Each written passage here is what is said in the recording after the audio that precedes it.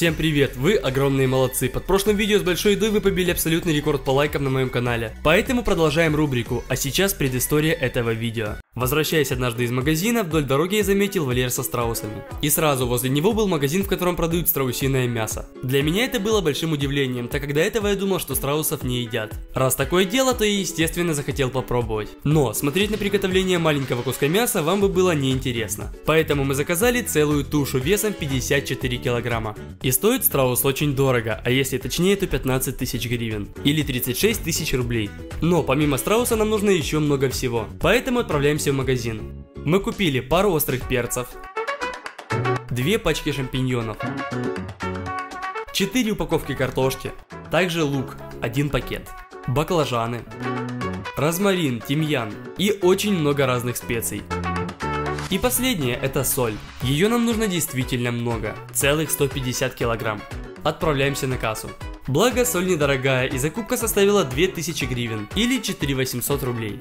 Наконец-то начинаем готовить. И начнем мы с разделки туши. В крыльях у нее почти нет мяса, поэтому надрезаем его со всех сторон и отделяем просто по суставу.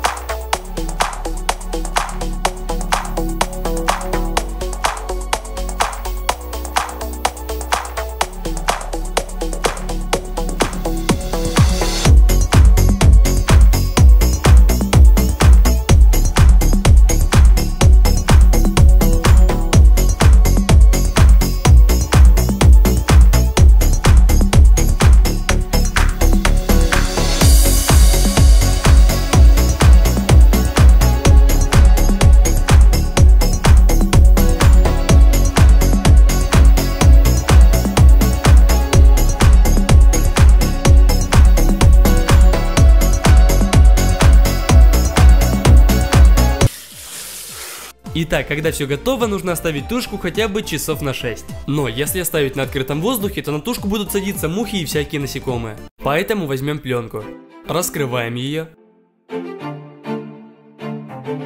Кто не знал, она идет челком, поэтому разделяем ее и получаем такой себе туннель из пленки.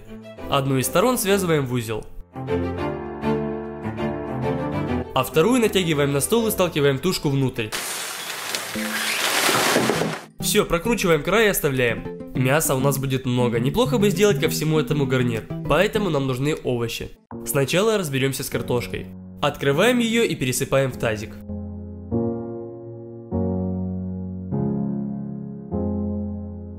Чтобы не чистить все это вручную, мы взяли мойку высокого давления. У нее настолько мощный напор, что вся шелуха с картошки легко слетает. Переворачиваем картошку и опять проходимся струей воды. Лишнюю воду сливаем. И получаем более-менее чистую картошку. Теперь каждую разрезаем на 2 части и перекладываем уже в другой тазик. Нарезать мельче не нужно, так как после долгого приготовления все это превратится просто в кашу. 10 килограмм картошки нарезано, переходим к баклажанам.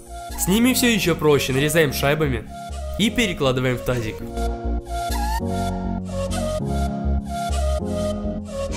Следующий на очереди лук. Обрезаем корень и хвостик. Дальше пополам и снимаем шелуху. Еще на 2 части и в тазик. Остается открыть шампиньоны и пересыпаем их прямо целиковыми. Также для любителей острова кинем пару перчиков чили. И наконец-то травы. Отправляем розмарин в тазик, то же самое повторяем и с тимьяном. Засыпаем все это солью. Вливаем масло. И остатки маринада.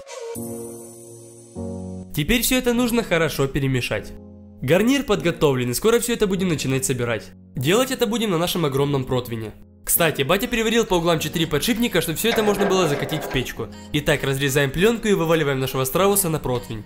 Для того, чтобы овощи из него не вываливались, заворачиваем его в хвостовую часть. Но с другой стороны, над грудкой, будем зашивать. Для этого берем большую иглу и бечевку. Продеваем бечевку в иголку. Лишнее отрезаем и завязываем узел. Начинаем все это зашивать. Шкура у страуса просто невероятно прочная. Соответственно, зашивать все это супер сложно. Все, берем тушку за ноги и наполняем овощами.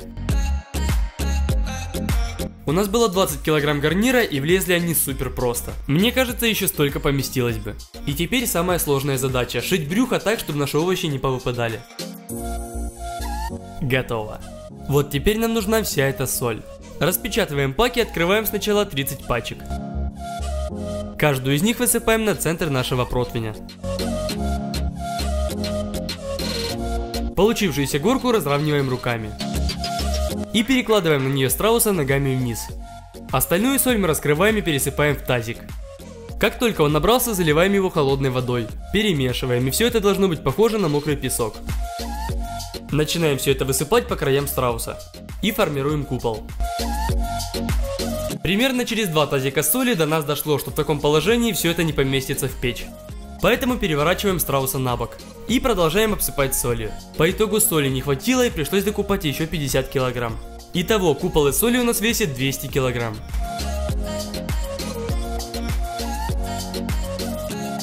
Все наконец-то готово, можно включать печку. Для этого зажимаем кнопку газа, нажимаем на пьезоподжиг, через 10 секунд отпускаем газ и начинаем вращать ручку до нужного нам пламени. На 3 горелках наша печка работала примерно 3 часа. И теперь, когда она нагрелась, можно открывать ее и забрасывать наш противень. Сейчас все это весит 400 килограмм, поэтому мы его еле забросили вшестером. Закрываем печку и остается только ждать. Мы выбрали именно метод запекания в соли. Я просто не знаю, как по-другому можно приготовить столь большой кусок мяса. Запекаться все это будет 15 часов.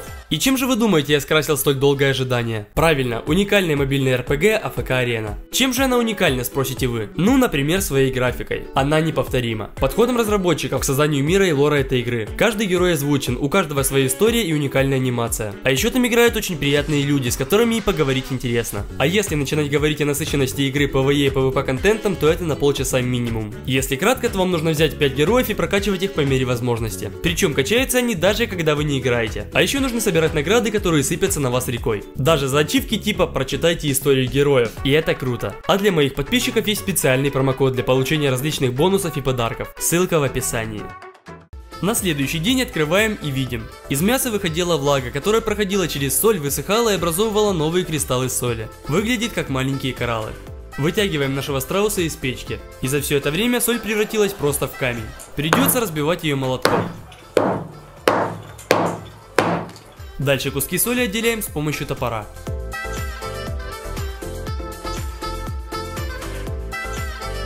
Под ней видим огромные и просто сочнейшие куски мяса. Отрываем их и перекладываем в гастроемкость. За 15 часов все настолько пропеклось, что мясо просто само отпадает от костей. Вот, например, я поднимаю целую ногу, и из нее просто ручьем течет сок. Овощи мы тоже перекладываем в гастроемкость. Всего у нас получилось 2 гастроемкости с мясом и 1 с овощами. Наверное, более сочного мяса я в жизни не ел. По вкусу страусятина это смесь утиной грудки и говяжьего языка. Только само собой волокна гораздо крупнее. Овощи 15 часов томились в мясном соке, я думаю, вы представляете, насколько это вкусно. А самое вкусное, пожалуй, картошка. Она напитала в себе соков больше всего. К вопросу, куда мы дели все это мясо. Да просто пригласили кучу родственников, они буквально за вечер большую часть съели. В общем, если хотите продолжение рубрики с большой едой, то просто ставьте лайки. 250 тысяч лайков, и мы продолжаем эту рубрику. Пишите в комментариях, что приготовить, а также подписывайтесь на канал и инстаграм. Всем пока!